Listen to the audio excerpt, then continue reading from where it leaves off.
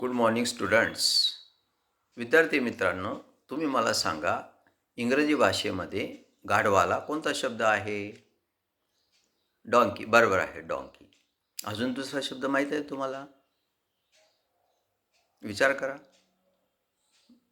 नाही माहीत? ठीक आहे. तो शब्द आहे ॲस. ASS. ॲस म्हणजे गाढव. ॲस म्हणजे गाढव हा शब्द कसा तयार झाला इंग्रजी भाषेमध्ये? ASS ॲस हा शब्द कसा तयार झाला हे मी तुम्हाला सांगत आहे. CLASS class. क्लास म्हणजे काय? वर्ग. आता क्लास या शब्दातील सी अक्षर काढले तर कोणता शब्द उरतो, निर्माण होतो? लॅस. LASS. मग लॅस म्हणजे काय? मुलगी. आता आपण काय करूया? LASS लॅस या शब्दातील एल अक्षर काढूया. मग कोणता शब्द उरतो? Yes, as. ASS. ॲस म्हणजे गाढव. समजले का मग?